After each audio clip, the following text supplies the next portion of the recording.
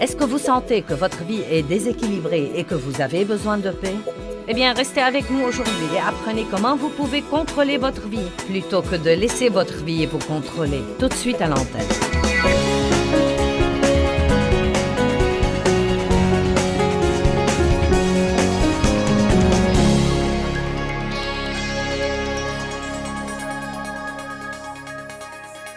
Quand Jésus vient vivre en nous, il vient vivre dans notre esprit. C'est la partie la plus profonde de notre être. Vous êtes un esprit, je suis un esprit, nous avons une âme. Nous vivons dans un corps. Vous voyez mon corps. Vous ne pouvez pas voir mon âme de vos yeux physiques, mais vous pouvez voir ce qui sort de mon âme, ou vous pouvez sentir ce qui sort de mon âme. Parce que votre âme est votre pensée, votre volonté et vos émotions. Elle vous dit ce que vous pensez, voulez et ressentez, mais elle ne vous dit rien sur Dieu. Si vous voulez savoir ce que dit Dieu, vous devez aller plus profondément. Vous devez apprendre à marcher dans l'esprit et à être mené par l'esprit, et non pas être mené par votre chair ou être mené par le diable. Le Saint-Esprit mène et guide. Le diable essaye de nous pousser, la chair essaye de nous pousser, elle essaye de nous forcer, de nous manipuler. Mais le Saint-Esprit est doux et il nous mène et nous guide.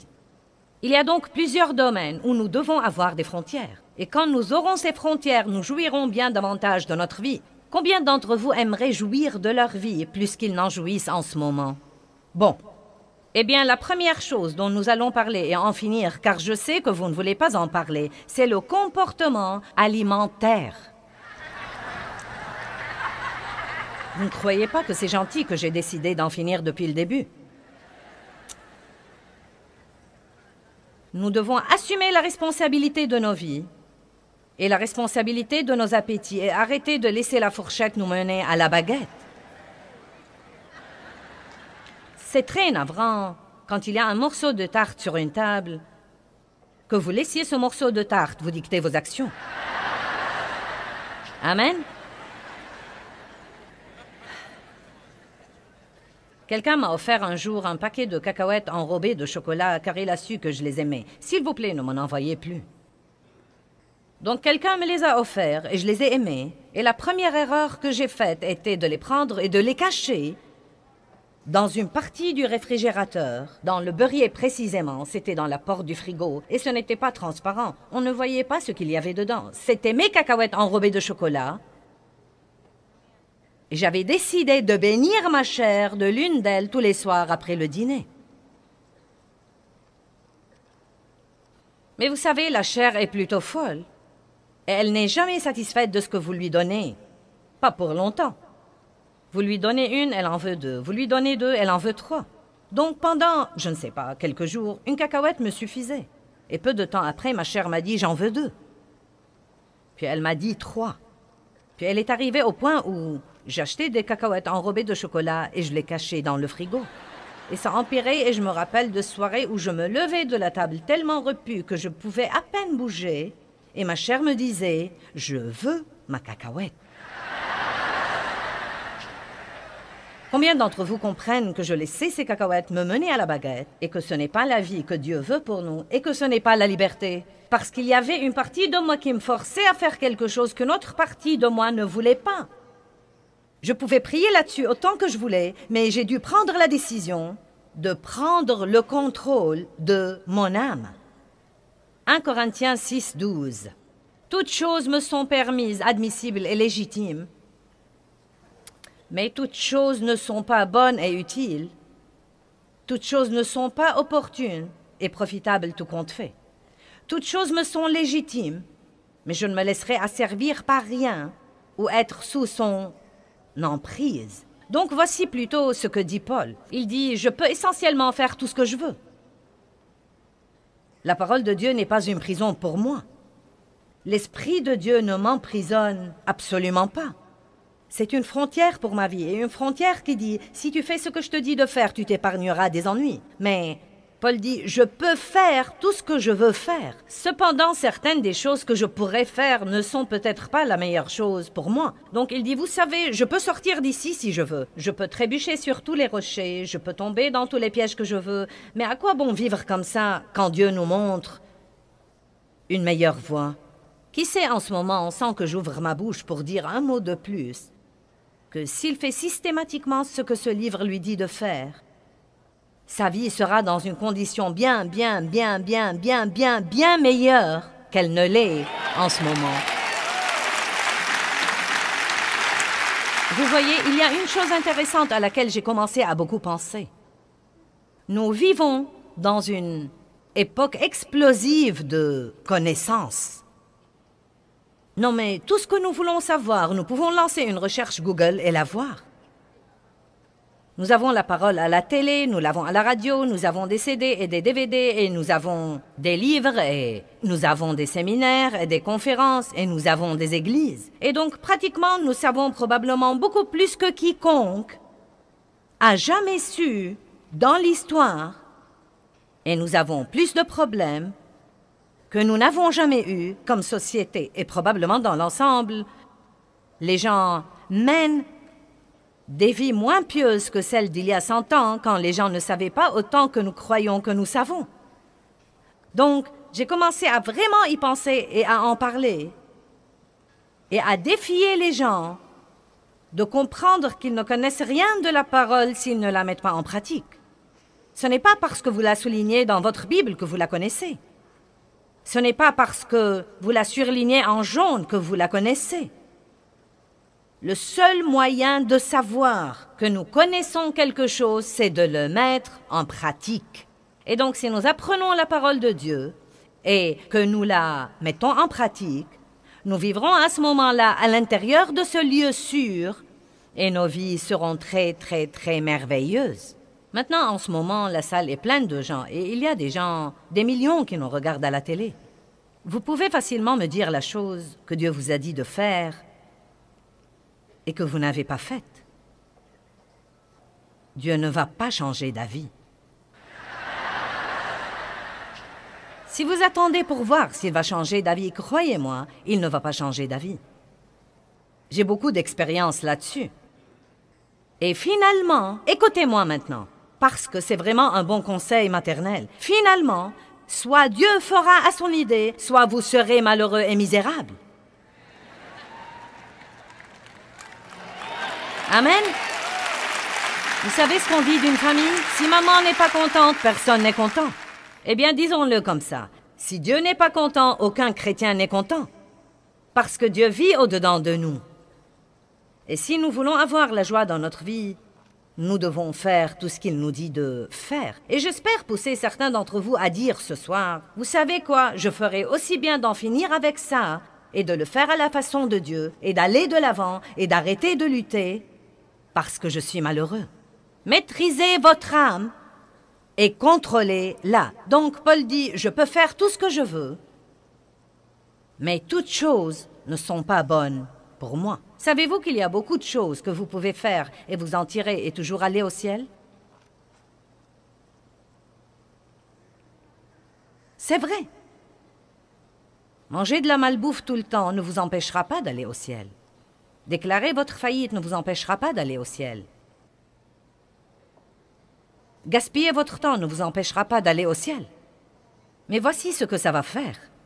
Ça vous rendra malheureux et vous ne serez pas un très bon témoin pour les autres. Et nous devons comprendre que Jésus est mort pour que nous ayons une vie formidable et nous devons faire tout pour coopérer avec le plan de Dieu et avoir la vie qu'il est mort pour nous donner. Maintenant, Paul fonce. Les aliments sont pour le ventre et le ventre pour les aliments, et Dieu mettra fin à la fonction des deux et les anéantira. Mais le corps n'est pas pour l'immoralité sexuelle, mais il est pour le Seigneur, et le Seigneur est pour le corps, pour le sauver, le sanctifier et le ressusciter. Ce qu'il y a d'intéressant, c'est que Paul dit « Je peux faire tout ce que je veux, mais toutes les choses ne sont pas bonnes pour moi. Il faut donc que je me maîtrise. » Les deux choses qu'il mentionne sont notre appétit pour la nourriture et les appétits sexuels qui causent tant de problèmes pour tant de personnes aujourd'hui dans notre société. Maintenant, vous devez vous occuper de vous-même et vous devez vous occuper de vous-même puissamment et fermement. Vous devez prier contre la tentation. Jésus a dit aux disciples, « dans le jardin. Priez afin que vous ne tombiez pas dans la tentation. Mais ils se sont endormis. C'étaient des chrétiens somnolents qui n'étaient pas agressifs et ne venaient pas contre les choses. Il y a des choses vraiment importantes et intéressantes dans la Bible, même sur l'appétit. Vous serez content quand j'aurai fini de l'appétit. Je n'en ai pas pour longtemps. Proverbe 23, 2 dit « Mets un couteau à ta gorge si tu es gourmand. » Or, je suis sûre que Dieu ne veut pas que nous nous coupions la gorge, mais il essaye de nous dire de ne pas manger outre mesure. Nous ne devons pas vivre pour manger, nous devons manger pour vivre, et nous devons comprendre que nos corps sont le temple du Saint-Esprit et faire attention aux choses que nous y introduisons. Certains font plus attention à l'essence qu'ils mettent dans leur voiture qu'aux choses qu'ils mettent dans le temple de Dieu.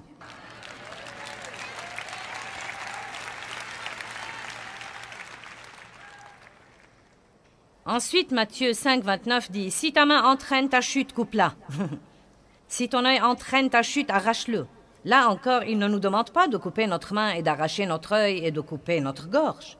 Mais pour moi, ce qu'il dit, c'est « Écoutez, vous devez vous maîtriser. Je vais donc partager avec vous certaines frontières que je me suis imposées dans certaines de mes habitudes alimentaires. Et peut-être que cela vous aidera. Peut-être que vous espérerez vous lever un jour et ne plus vouloir le truc. Ça ne va pas arriver.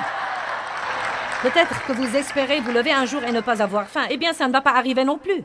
Vous devez donc prendre des décisions si vous voulez vous sentir mieux. Combien d'entre vous voudraient se sentir bien quand ils vieilliraient?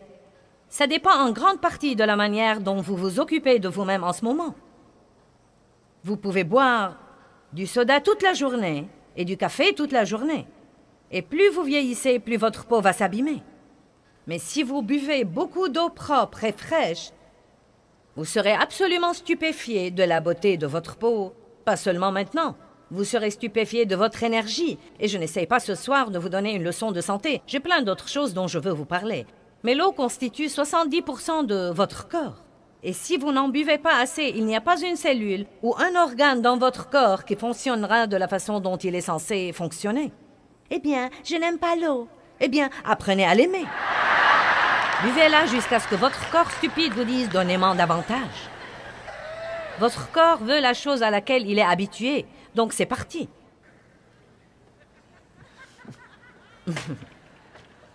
Je me suis imposé des barrières et des frontières parce que je veux me sentir bien. Je ne veux pas me sentir fatigué tout le temps. Je ne veux pas me sentir mal tout le temps. Je veux continuer à faire ce que je fais jusqu'au jour où Jésus va me prendre chez lui. Et je sais que pour faire ça, je devrais m'occuper de moi-même. Donc, je bois du café, mais ma frontière est que je bois 2 tasses par jour. Nous n'allons pas parler de la grandeur des tasses, mais... Hé, nous faisons des progrès.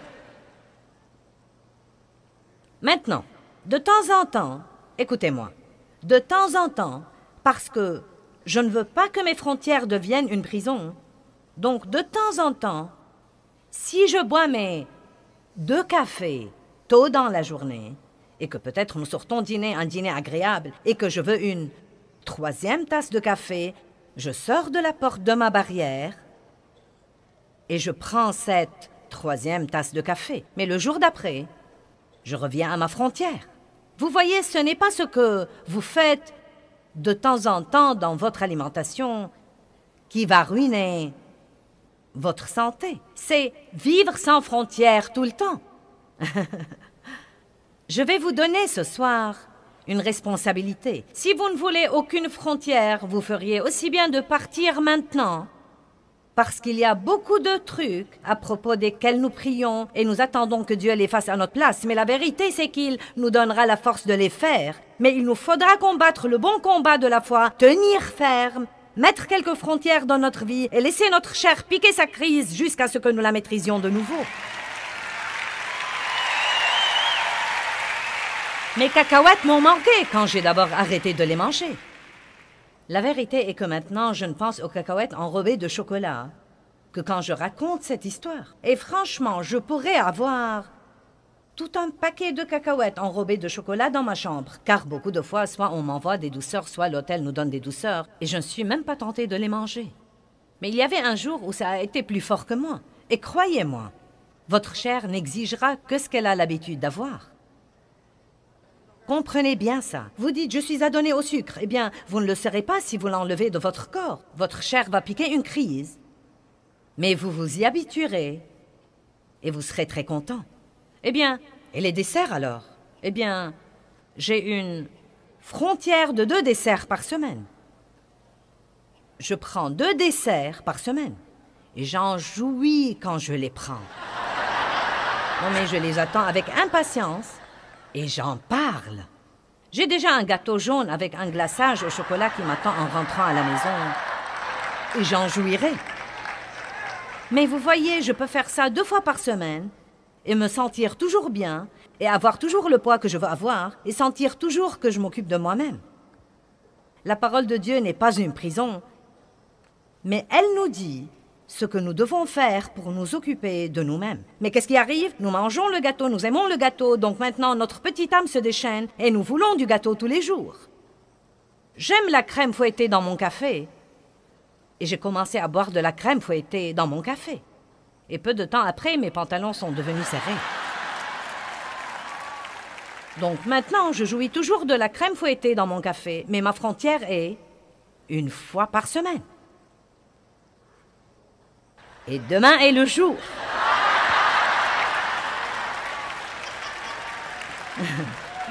Et vous savez quoi? Une des choses que j'ai apprises, vous devez être intelligent. Vous voyez, quand je fais ces conférences, je travaille vraiment dur.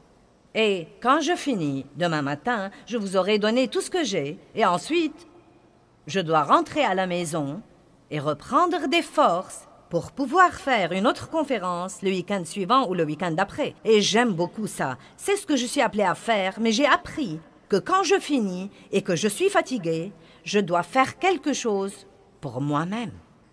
Parce que sinon, je vais commencer à dire « je ne fais que travailler ». Donc, vous savez quoi? Cette crème fouettée dans mon café demain va revigorer ma chair. Et ce petit peu de gâteau va revigorer ma chair. Mais je reviendrai ensuite tout droit à ma frontière, car je ne veux pas avoir une âme déchaînée. Allez, est-ce que quelqu'un est avec moi ce soir? Je ne vis pas dans une prison où tout ce que je fais tout le temps, c'est de me priver. Mais je refuse à mon âme le droit de me dominer et de me mener à la baguette tout le temps. Et je crois vraiment que nous sommes tellement excessifs. Soit nous ne faisons rien, soit nous faisons tout. Si je goûte à un biscuit, j'en mangerai une douzaine. Non, ce n'est pas vrai. Vous n'êtes pas censé vivre comme ça. J'aime beaucoup les pâtes et je pourrais en manger tous les jours. Mais j'essaye de me limiter à 1 fois par semaine. J'essaye de boire 3 litres d'eau par jour, mais je commence à sentir que je vais me noyer. Je ne sais pas, c'est beaucoup trop. Mais on me dit que parce que je voyage beaucoup et que je parle beaucoup, je dois boire alors au moins 3,5 litres d'eau par jour. Quand je voyage et que j'ai beaucoup de décalage horaire, je dois parfois prendre des somnifères pour pouvoir dormir la nuit. Mais vous savez quoi? Je n'en prends pas plus de 2 nuits de suite parce que je ne veux absolument pas m'y adonner. Maintenant, peut-être que certains d'entre vous doivent prendre des somnifères tout le temps. Ce n'est pas une session pour vous donner mauvaise conscience, mais j'essaie juste de vous faire remarquer que nous ne devons pas former des dépendances et que si nous nous imposons des limites, notre âme ne pourra pas nous dominer ou nous contrôler. Maintenant, là encore, ce n'est pas une session de critique. Certains d'entre vous sont peut-être obligés de faire quelque chose pour différentes raisons. J'utilise ceci comme un exemple, car c'est une des choses pour lesquelles j'ai mis une frontière. Et je veux que vous commenciez à vous demander, eh bien, quel genre de frontière personnelle est-ce que j'ai? Est-ce que je mets toujours une frontière, puis je l'enlève quand elle devient inconfortable?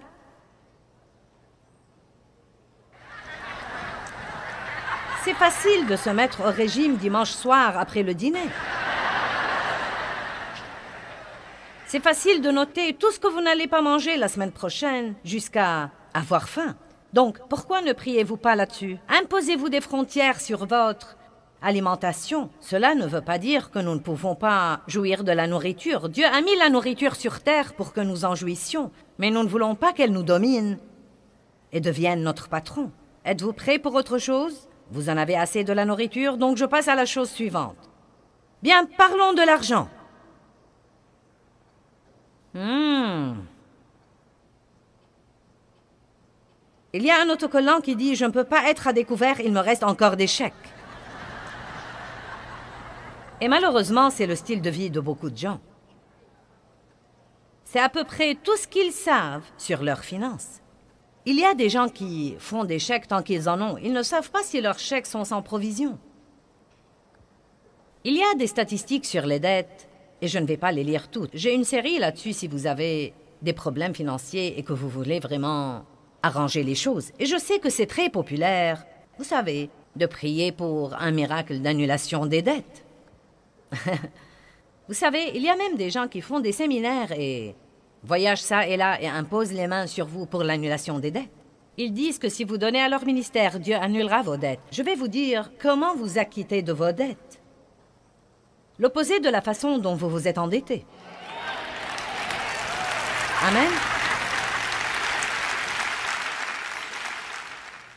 Vous avez trop dépensé et vous vous êtes endetté. Maintenant, il faut que vous dépensiez moins pour vous acquitter de vos dettes. Amen. Vous savez, nous menons si souvent des vies désordonnées et nous attendons que Dieu vienne nous délivrer. Mais la vérité, c'est que nous n'apprenons rien s'il fait ça. Or, Dieu est un Dieu qui fait des miracles. Et je ne dis pas qu'il ne fera pas un miracle pour vous acquitter de vos dettes, mais je veux vous dire ceci. Et je le crois de tout mon cœur. Si nous faisons ce que nous pouvons faire, Dieu fera ce que nous ne pouvons pas faire. Mais si nous ne faisons pas ce que nous pouvons faire, donc Dieu ne fera pas ce que nous ne pouvons pas faire. La graine que nous semons, c'est de faire la partie que nous pouvons faire.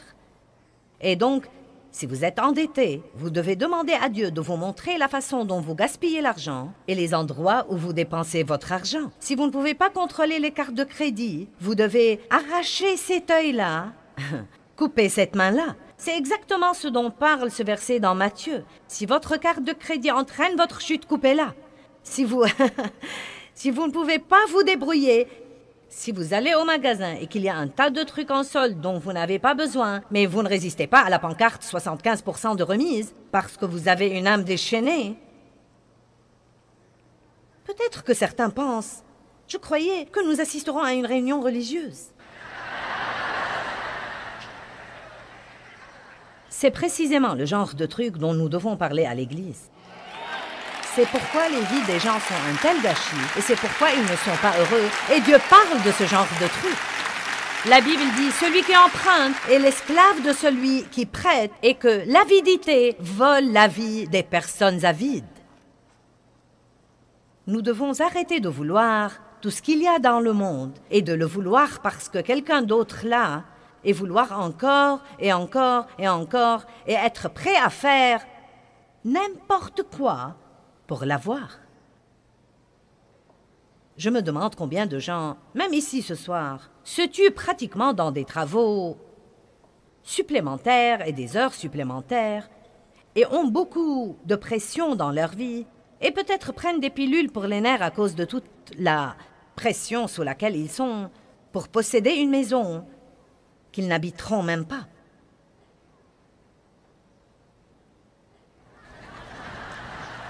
Sauf peut-être pour dormir, s'ils arrivent à dormir. Je me demande combien de gens prennent 3 emplois pour envoyer leurs enfants à l'université alors qu'ils ne prennent même pas la peine de leur parler. Allez! Je ne dis pas de ne pas les envoyer à l'université, mais un temps avec vous serait plus important que de prendre 3 emplois pour leur donner ce que tous leurs amis ont et finir par ne pas même les connaître. Hébreux 12, verset 11. Or, aucune discipline pour le présent ne semble être un sujet de joie, mais de tristesse, mais plus tard elle produit le fruit paisible de la justice à ceux qui sont exercés par elle. Donc, la moindre discipline, que ce soit boire 2 tasses de café par jour alors que vous en voulez 10, ou prendre la crème fouettée 1 fois par semaine alors que vous aimeriez la prendre tous les jours, aucune discipline n'est drôle en ce moment, ne semble être un sujet de joie. Mais mes chers, plus tard,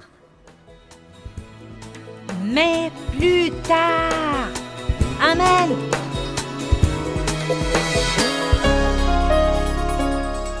Eh bien, je vous ai appris à être en sécurité, à vivre à l'intérieur d'une zone de sécurité. Et cette zone de sécurité est la parole de Dieu. Nous devons apprendre la parole et ensuite, nous devons la mettre en application. Vous apprenez la parole et vous la mettez en application. La connaissance mentale à elle seule ne vous sert à rien. Vous devez la mettre en application. Mais je peux vous assurer que Dieu vous réserve une vie merveilleuse, mais il veut que vous coopérez avec lui pour la voir se réaliser. Dieu a un rôle et vous avez un rôle. Il vous aidera toujours à jouer votre rôle, mais il ne le jouera pas à votre place.